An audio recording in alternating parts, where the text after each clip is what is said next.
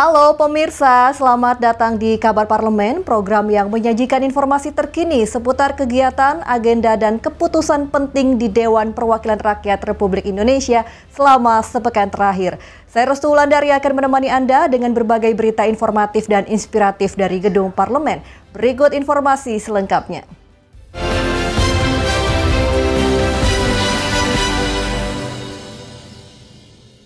Ya pemirsa, jika di pemerintahan ada 2 kali reshuffle kabinet, dari parlemen pada pekan lalu ada yang mengundurkan diri. Adalah anggota DPR RI fraksi Gerindra Rahayu Saraswati Djoyo Hadikusumo yang menyatakan pengunduran dirinya melalui sebuah video. Sekretaris fraksi Gerindra DPR RI Bambang Haryadi pun memberikan tanggapan terkait beredarnya video pernyataan mundur dari anggota DPR RI fraksi Gerindra Rahayu Saraswati Djoyo Hadikusumo. Pihaknya menyatakan menghormati langkah tersebut namun akan tetap menindaklanjutinya sesuai mekanisme partai dan ketentuan perundang-undangan yang berlaku. Sekretaris Fraksi Gerindra DPR RI Bambang Haryadi menjelaskan bahwa pihaknya tengah mendalami pernyataan pengunduran diri oleh anggota fraksinya, Rahayu Saraswati, melalui sebuah video yang diunggah dalam Instagram pribadi miliknya. Bambang juga menyebut pihaknya akan berkoordinasi dengan Dewan Pimpinan Pusat sebagai pihak yang memiliki kewenangan dalam penempatan kader di legislatif. Lebih lanjut, ia menilai Rahayu telah memperoleh mandat dari masyarakat di daerah pemilihannya, yakni Jakarta Barat, Jakarta Utara, hingga Kepulauan Seribu dengan total dukungan sebanyak 227.000 suara. Oleh karenanya pengunduran diri harus tetap menghormati kepercayaan publik yang telah diberikan. Kami ingin menjelaskan terkait semalam beredar video yang diupload oleh salah satu anggota kami, Saudara Rahayu Saraswati, terkait permintaan maaf dan kronologis apa yang mendasari beliau mengajukan pengunduran diri. Prinsipnya kami fraksi dapat menghormati dan juga akan mendalami proses-proses ke depan. Kita harus juga menjunjung tinggi asas-asas prinsip demokrasi. Bagaimanapun Saudara Sarah mendapat mandat dari daerah pemilihan Jakarta 3 meliputi Kabupaten Kepulauan Seribu, Jakarta Barat, dan Jakarta Utara. Di sana kami mendapatkan suara sekitar 227.000 dan sebagian adalah mandat yang diberikan masyarakat dari 3 wilayah tersebut kepada kader kami yang bernama Saraswati Rahayu. Nah, untuk itu, untuk menindaklanjutin terkait apa yang sudah disampaikan beliau, kami fraksi akan menindaklanjutin sesuai dengan kaidah dan ketentuan undang-undang, karena beliau adalah anggota DPR dan juga merupakan kader partai. Jadi ada 2 hal yang kami akan lakukan. Pertama, berkoordinasi dengan DPP, karena proses apapun yang dilakukan oleh kader itu pemrosesannya adalah melakukan Dewan Pimpinan Pusat, karena penempatan kader sebagai calon legislatif juga merupakan kewenangan partai politik. Dan di dalam undang-undang partai politik maupun undang-undang pemilu bahwa peserta pemilu adalah partai politik. Maka itu kami akan melakukan kajian terkait statement Saudara Rahayu Saraswati, baik itu sesuai ketentuan Undang-Undang MD 3 karena yang bersangkutan adalah anggota DPR, dan juga sesuai dengan Undang-Undang Partai Politik. Kita juga harus menghormati mandat yang diberikan oleh masyarakat 3 wilayah tersebut, daerah Jakarta pemilihan Jakarta 3, Jakarta Barat, Jakarta Utara maupun Kepulauan Seribu. Natasha Alko, Ade Chandra, Berita Nasional TV. Beralih ke informasi lain, pemirsa, Komisi 13 DPR RI menggelar rapat dengar pendapat bersama Direktorat Tindak Pidana Umum Bareskrim Polri, Jaksa Agung Muda Tindak Pidana Umum, dan Panitera Mahkamah Agung. Rapat tersebut membahas masukan terhadap rancangan Undang-Undang Perubahan kedua atas Undang-Undang Nomor 13 Tahun 2006 tentang perlindungan saksi dan korban. Dalam rapat tersebut, DPR menyorot kinerja LPSK yang belum optimal dalam melindungi saksi dan korban. Terbatasnya kewenangan LPSK untuk berkoordinasi langsung dengan kepolisian dan kejaksaan dinilai menjadi penghambat. Sejumlah anggota DPR menekankan pentingnya revisi undang-undang untuk memberikan kepastian hukum termasuk definisi yang jelas terhadap saksi, korban, dan bentuk perlindungan yang wajib diberikan. Revisi undang-undang juga diharapkan mengatur soal restitusi atau ganti rugi bagi korban, baik material maupun imaterial. DPR menegaskan, negara wajib hadir memberikan perlindungan dan menjamin pemenuhan hak-hak korban. Adalah masukan untuk penguatan LPSK, rencana pembahasan undang-undang LPSK yang sedang kami persiapkan draftnya.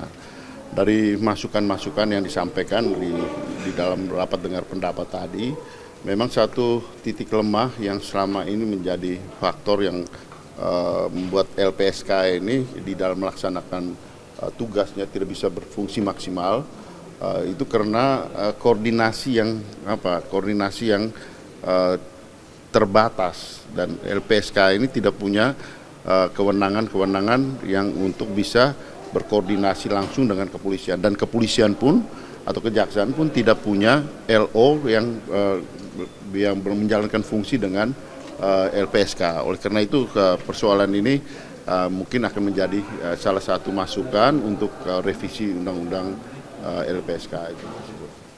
Dari Jakarta, Lydia Junita, Anggada Agung, Berita Nasional TV.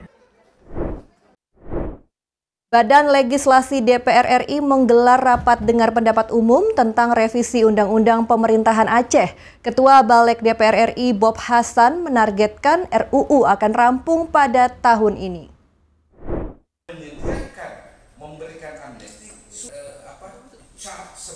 Badan Legislasi DPR RI menggelar rapat dengar pendapat umum mengenai revisi Undang-Undang Nomor 11 Tahun 2006 tentang Pemerintah Aceh. Ketua Balik DPR RI, Bob Hasan, menerangkan pembahasan begitu penting untuk memastikan keberlanjutan perdamaian dan kesejahteraan rakyat Aceh. Revisi Undang-Undang Pemerintah Aceh masuk dalam program kumulatif terbuka sejak 2012, usai putusan Mahkamah Konstitusi. Lebih jauh, Bob Hasan mengatakan proses pembahasan menyesuaikan naskah akademik dan substansi perubahan diinginkan. Jika pasal-pasal direvisi tidak terlalu banyak dan tak panjang, menurut Bob Hasan, pembahasan bisa rampung lebih cepat dan ditargetkan selesai tahun ini. Dalam kesempatan ini, Wakil Presiden ke-10 dan ke-12 Indonesia, Yusuf Kala, mengatakan revisi Undang-Undang Pemerintah Aceh tidak boleh lepas dari semangat kesepakatan damai di Helsinki. Melaksanakan RDPU, yaitu meaningful partisipasi publik terkait revisi Undang-Undang Pemerintahan Aceh. Ya, kalau kita tentang pemerintahan Aceh, kita tidak lupa dengan kembalinya ke pangkuan NKRI, yaitu Aceh, yang tentunya diinisiasi oleh Bapak Yusuf Kala. Soal batas wilayah, JK memastikan tidak ada masalah karena MOU Helsinki sudah merujuk pada aturan tahun 1956. Diundang untuk pandangan apabila Undang-Undang Pemerintahan Aceh itu direvisi. Prinsipnya ialah, seperti saya kata tadi, selama itu tidak bertentangan dengan MOU di Helsinki, maka itu dapat dilakukan.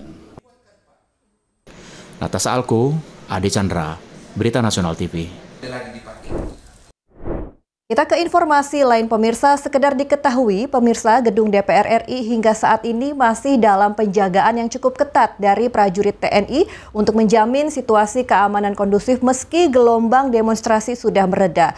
Wakil Ketua Komisi 13 DPR RI, Andreas Hugo Pariera, memberikan tanggapannya terkait penjagaan prajurit TNI di Kompleks Parlemen.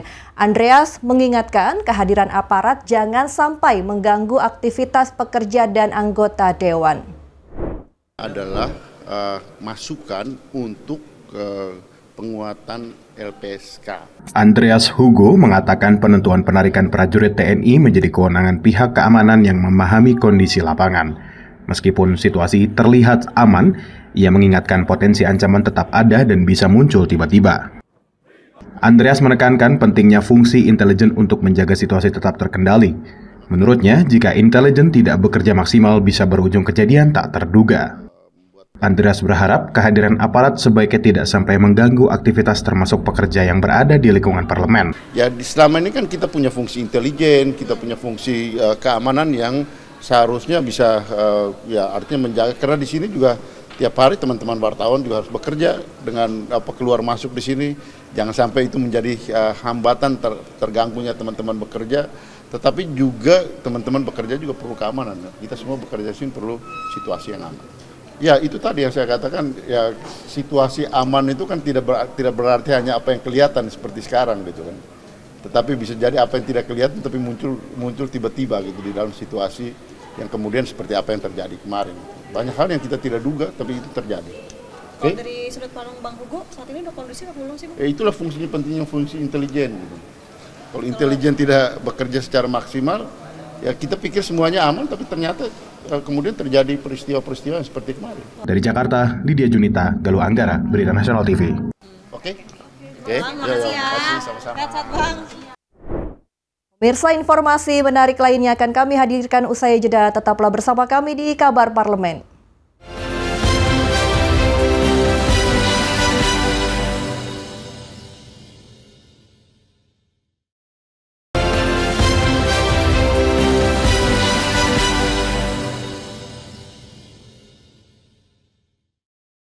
Anda kembali bersama kami di Kabar Parlemen. Pemirsa, pimpinan DPR RI menerima audiensi 9 Serikat Pekerja Ojek Online atau OJOL.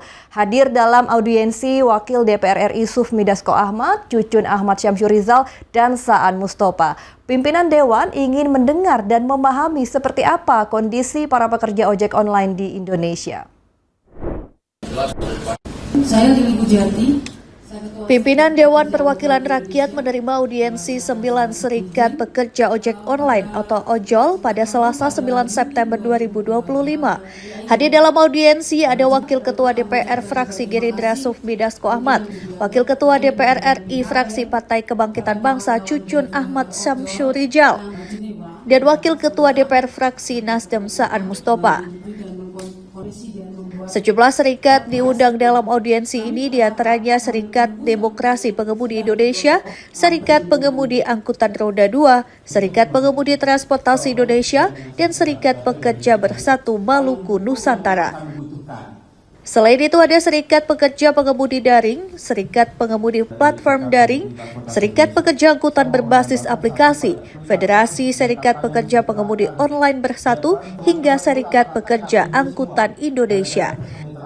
Salah satu serikat menghadiri audiensi mengusulkan agar Presiden Prabowo Subianto mengeluarkan peraturan presiden atau Perpres tentang perlindungan pekerja transportasi online.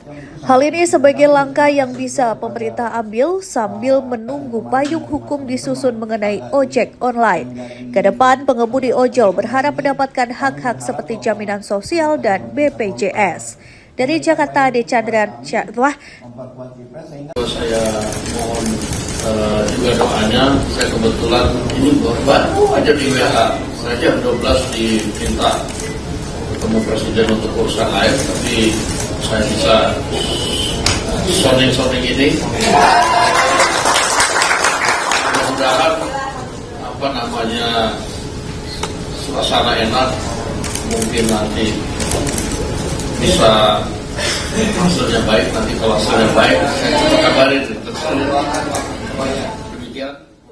Dari Jakarta, Ade Chandra, Syanda Sairus, Berita Nasional TV. Kita akan coba bicarakan. Saya belum janji. Lebih lanjut, pemirsa, berbagai perwakilan Serikat Pekerja Pengemudi Transportasi Online yang melakukan audiensi bersama sejumlah pimpinan DPR RI di Gedung Parlemen Senayan, Jakarta, menyampaikan sejumlah keinginannya. Mereka ingin agar Presiden Prabowo terbitkan Perpres yang membahas keselamatan dan kesejahteraan para pekerja transportasi online. Menyikapi hal itu, Wakil Ketua DPR RI Sufmi Dasko Ahmad memastikan jika isi pertemuan tersebut akan disampaikan kepada Presiden Prabowo Subianto. Mereka yang diterima pimpinan beraudiensi antara lain Serikat Demokrasi Pengemudi Online atau SDPI, Serikat Angkutan Pengemudi Roda 2 atau Serdadu, serta Serikat Pengemudi Transportasi Indonesia atau SEPETA. Mereka mengusulkan Presiden Prabowo segera menerbitkan peraturan presiden atau Perpres terkait perlindungan bagi para pekerja transportasi online. Perpres diharapkan hadir sejalan dengan Undang-Undang tentang Lalu Lintas dan Angkutan Jalan yang tengah dibahas oleh Komisi 5 DPR RI. Tujuan besarnya agar para pekerja transportasi online mendapatkan kejelasan perlindungan payung hukum dalam mencari nafkah. Wakil Ketua DPR, Saan Mustafa menjelaskan, pimpinan DPR sepakat bahwa kesejahteraan pengemudi online harus mendapatkan perhatian. Perpres yang diajukan nantinya diharapkan mengatur jaminan sosial seperti jaminan kecelakaan kerja dan kematian melalui BPJS Ketenagakerjaan. Saan menilai, iuran jaminan sosial sebesar Rp16.800 per bulan bisa dikolaborasikan antara pemerintah daerah dan pihak aplikator sehingga relatif tidak memberatkan. Bentuk undang-undang dan juga dia minta atau dalam bentuk peraturan presiden. Di dalam peraturan presiden atau undang-undang itu ada jaminan sosial salah satunya. Misalnya jaminan sosial terkait mereka kecelakaan, macam-macam itu semua. Nah itu yang diminta oleh para serikat pekerja online tadi. Dan kami dari DPR, tadi Pak Dasko, sudah berkomitmen untuk menyampaikan kepada pemerintah terkait dengan soal Pelpres khususnya kepada Presiden. Asosiasi Pengemudi Ojek Daring atau OJOL meminta Presiden Prabowo untuk menerbitkan regulasi atau peraturan presiden terkait perlindungan pekerja di bidang transportasi umum. Hal tersebut disampaikan oleh Ketua Konfederasi Rakyat Pekerja Indonesia, Rieke Diah Pitaloka, usai menghadiri audiensi dengan DPR RI di Kompleks Parlemen pada Selasa 9 September 2025. Rieke menyebutkan undang-undang oleh DPR atau peraturan presiden menjadi sangat penting bagi mitra untuk memastikan kesejahteraan dan keselamatan dari pemerintah untuk para pengemudi daring. Kita sedang memperjuangkan, memberikan dukungan untuk sahabat-sahabat di Komisi 5 yang sedang memperjuangkan lahirnya undang-undang transportasi yang di dalamnya ada perlindungan bagi pekerja transportasi online. Namun sambil menunggu undang-undang yang juga prosesnya saya kira tidak mudah, kita mendoakan dan memberikan dukungan kepada Pak Presiden Prabowo untuk setidaknya melahirkan peraturan presiden tentang perlindungan pekerja transportasi online. Dengan setidaknya di dalamnya ada payung hukum. Sementara itu, Wakil Ketua DPR RI Sufmi Dasko Ahmad menyampaikan saat audiensi tengah berlangsung, dirinya dipanggil Presiden Prabowo Subianto ke Istana setelah menampung masukan. Dirinya akan menyampaikan keinginan perwakilan pekerja transportasi online kepada Presiden Prabowo di Istana secara langsung. Saya mohon juga doanya, saya kebetulan ini baru aja di WA, saya jam 12 diminta ketemu Presiden untuk urusan lain, tapi saya bisa sounding ini. Mudah-mudahan suasana enak, mungkin nanti bisa hasilnya baik. Nanti kalau hasilnya baik, saya coba kabarin. Demikian, mudah-mudahan apa yang kita harapkan bersama sambil menunggu undang-undang, kita akan coba bicarakan. Saya belum janji, tapi saya akan usahakan maksimal karena ini sifatnya mendadak. Tapi Sanas Hairus, Adi Chandra, Berita Nasional TV.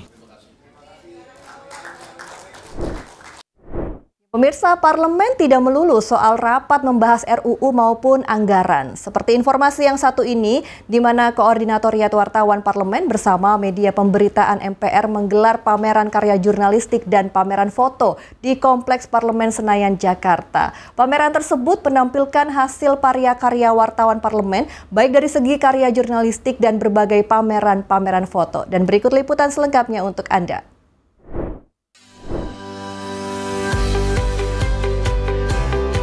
Koordinatoriat Wartawan Parlemen bersama media pemberitaan MPR secara resmi membuka pameran karya jurnalistik dan pameran foto di Kompleks Parlemen Senayan, Jakarta.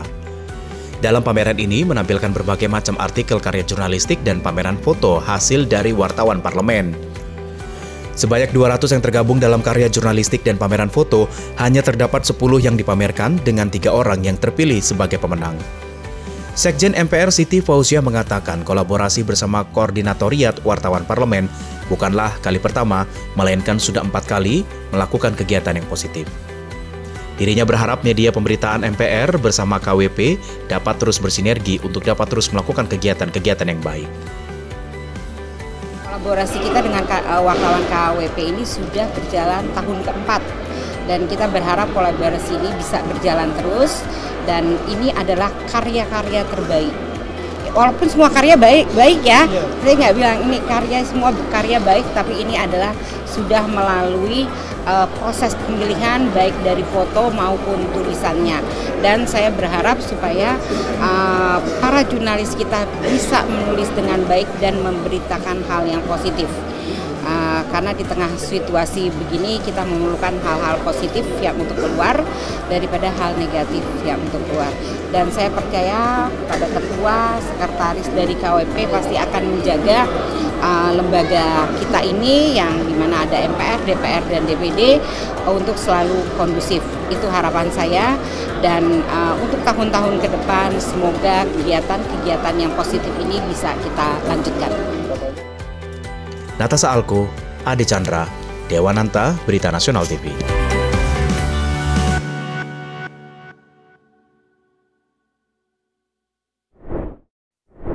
Beralih ke informasi lainnya, pemirsa, DPR RI mengusulkan pengetahuan tanggap bencana masuk ke dalam kurikulum sekolah.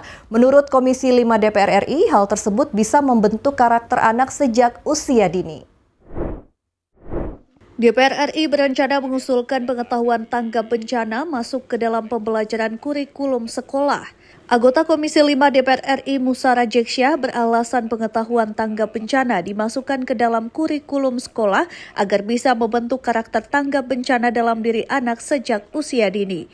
Lebih lanjut, Musa Rajeksyah menerangkan pengetahuan tanggap bencana berguna bagi generasi selanjutnya sehingga bisa lebih cepat menanggulangi bencana dan memberikan pertolongan penyelamatan nyawa seseorang. Tidak hanya sebatas program dari kementerian atau badan, tapi juga perlu pengetahuan untuk usia dini anak-anak kita. Ini yang lebih efektif adalah kalau kita memasukkan ini dalam kurikulum belajar dalam mata pelajaran dari mulai tingkat SD, SMP, SMA, supaya karakter tanggap bencana ini terbangun dari anak-anak kita dari mulai usia dini. Dari Jakarta, Natasha Alko, Anggada Agung, Berita Nasional TV. Pemirsa, usai jeda kami akan kembali dengan informasi lainnya. Tetaplah bersama kami di Kabar Parlemen.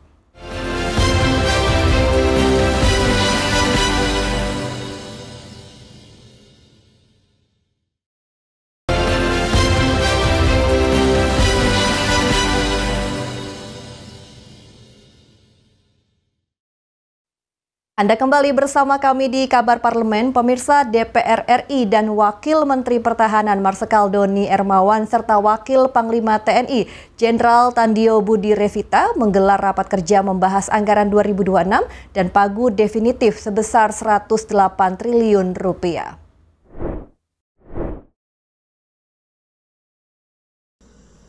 Komisi 1 DPR RI dan Wakil Menteri Pertahanan Marsikal Doni Hermawan serta Wakil Panglima TNI Jenderal Tandio Budi Revita menggelar rapat kerja membahas anggaran 2026 dan pagu definitif sebesar 180 triliun rupiah. Wakil Ketua Komisi 1 DPR RI, Dev Laksono menerangkan pembahasan anggaran 2026 menjadi kesempatan bagi Komisi 1 DPR RI untuk memastikan TNI memiliki kemampuan memadai menghadapi tantangan keamanan nasional. Dev menyebutkan pembahasan anggaran 2026 mengenai bagaimana modernisasi mampu meningkatkan kemampuan dan kapasitas TNI menghadapi perkembangan global ke depannya. Topik utama itu adalah pembahasan awal akan anggaran 2026 yang dimana Presiden telah menyampaikan rencana beliau untuk anggaran 2026 dan juga pagu definitifnya sekitar 180-an triliun. Dan ya kita ingin membahas lebih detail tentang bagaimana modernisasi dan juga peningkatan kapasitas TNI dalam menghadapi perkembangan global ke depan. Natasha Alko, Ade Chandra, Berita Nasional TV. Demikian rangkuman informasi dalam kabar parlemen pekan ini. Terus ikuti perkembangan terkini dari dunia legislatif hanya di Berita Nasional TV. Saya Restulandari bersama seluruh kru yang bertugas pamit undur diri. Terima kasih atas perhatian Anda. Sampai jumpa.